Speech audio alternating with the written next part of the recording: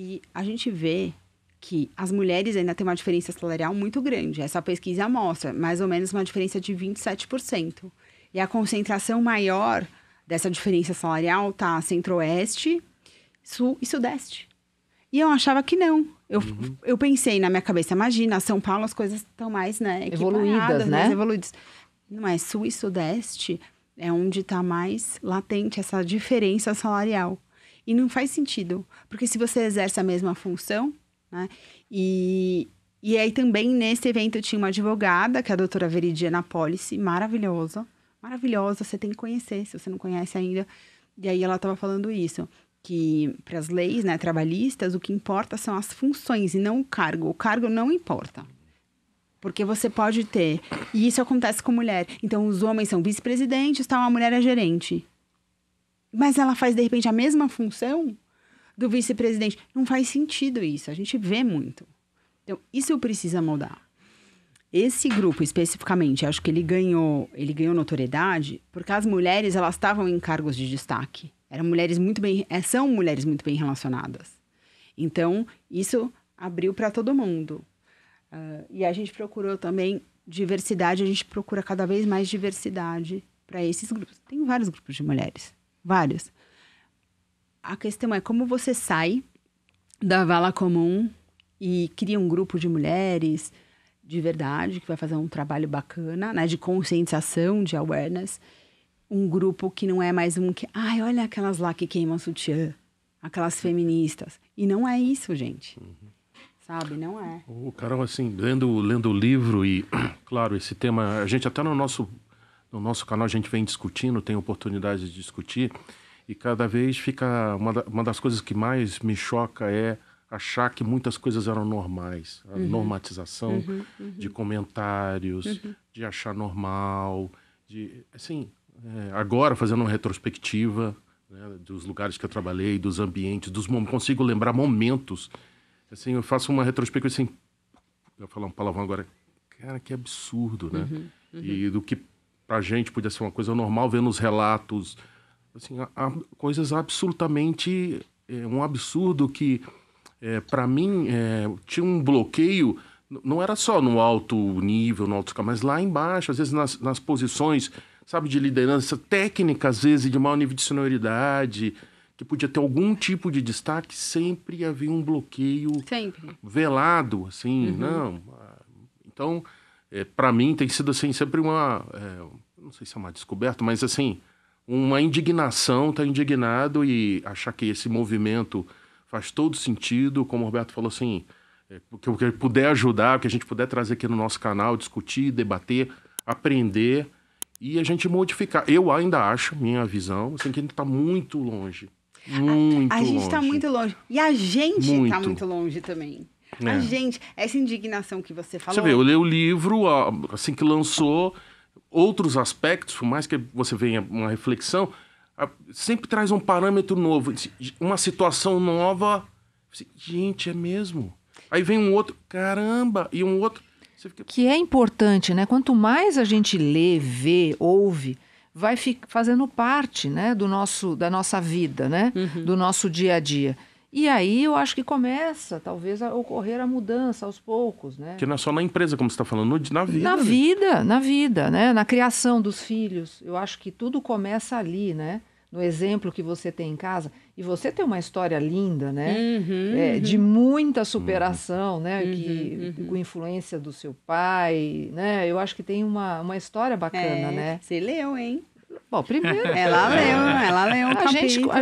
A gente conhece, admira, e eu acho que isso é importantíssimo, porque, para mim, este livro, ele traz uma oportunidade de inspiração, né, para as mulheres. Eu fico pensando nas meninas, né, que pensam em fazer uma faculdade, ou que estão começando uma faculdade, uma carreira e tudo mais... se a gente, né, falo por mim, tivesse alguma coisa assim, né, inspiracional, né, nessa fase, para saber, puxa, olha, quantas coisas, quantas oportunidades, quantas possibilidades uma mulher pode ter, né? Você falou tudo, assim, quando você vê um livro desse, um compilado desse, você fala, nossa, queria voltar lá, pelo menos não precisa nem ser tanto assim. No começo da faculdade já, e ter essa abertura.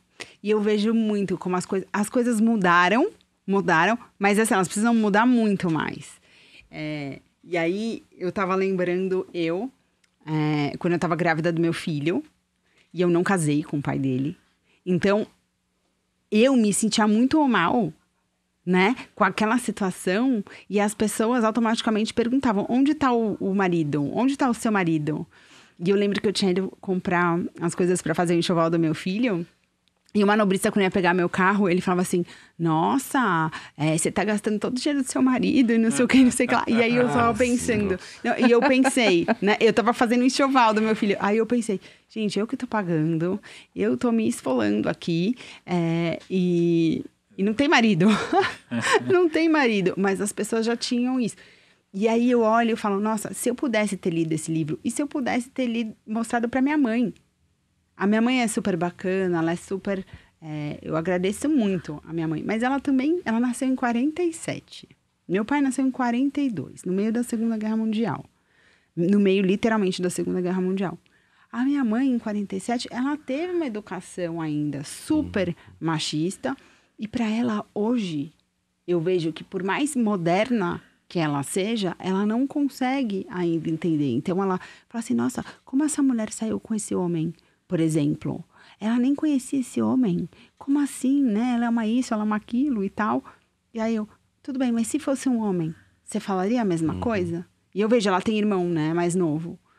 O jeito que ela fala das coisas que ele faz, tudo bem. Mas das outras mulheres, não. E aí eu fico pensando, será que eu também não me comportei de um jeito para agradar a minha mãe?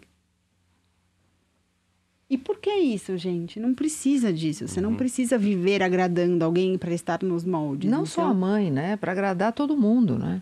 Para agradar todo mundo. E aí, assim, você fica até com dó, que você fala, como eu podia ter melhorado, e coisas machistas que não foi nem culpa, não foi culpa dela. Eu tá totalmente perdoada. Eu amo minha mãe. Queria falar isso, porque depois se ela assistir, né, ela vai... É melhor. Melhor Já falar deixa claro isso.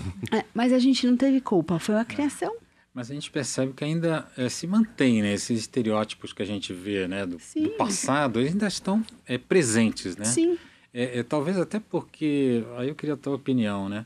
Você acha que ainda falta um pouco, né, da atuação da mulher em relação a quebrar esses estereótipos? Porque a gente sabe que qualquer ruptura, ela causa um desconforto, né? Quando a ruptura rápida, né, cria uma resistência maior. Então, os homens podem ficar, não... Eu quero meu espaço, não vou dar o meu espaço para a mulher. Mas, assim, a gente sabe que é natural que essas coisas caiam, né? E a mulher tem um papel nisso. Quando eu vejo, né, os testemunhos no livro, né, exatamente a gente vê as mulheres enfrentando essas situações, né? Mas ainda é um pouco complexo, né, lidar com isso, porque pode criar aí um desconforto, né? Como lidar com isso? Tem várias coisas aí, né? Em primeiro lugar, a gente precisa... olhar para dentro e ver onde a gente tem também esse tipo de viés. Porque a gente tem. A gente não percebe, mas a gente tem. Quer um exemplo? Quando eu cheguei aqui, eu falei, você ainda não tem o livro? Eu trouxe um livro para presenteá-los. Falei, pode entregar para alguma mulher da sua família. Daí eu falei, ou você pode... Aí eu falei, não, ou você pode ler, ou você presenteia. Por que para uma mulher? Né? Não é porque o livro foi escrito por mulheres. Você vê, olha isso. Olha, é um viés inconsciente, gente. Eu entreguei o livro e falei isso pra você. Então, eu já quero corrigir. Você vê? Você pode ler esse livro. Assim como, por exemplo, meu filho tem 12 anos, tem um grupo de amigos, né? Henrico, Roberto, Pedro Lu, e vou falar aqui pra depois eles olharem, o JP. Eu amo esses meninos. Os meninos, muito, assim, uma cabeça muito boa. E aí, eu tinha comprado pra assistir a Barbie com a minha filha e com a madrinha do meu filho. E depois eu comprei 4 ingressos. E ele falou assim, ai, mamãe, eu acho que eu tava querendo assistir a Barbie. Eu falei, filho, claro, não tem problema nenhum você assistir a Barbie com seus amigos. E os 4 foram, cada um com uma peça rosa. Achei muito engraçado, gente. Assim, e aí fizeram toda uma análise crítica do filme, com pensamento crítico, do que eles acharam, de como era o Ken, de como era a Barbie. E eu fiquei impressionada, meninos de 12 anos... com uma leitura completamente diferente, com muito menos preconceito do que eu com 12 anos.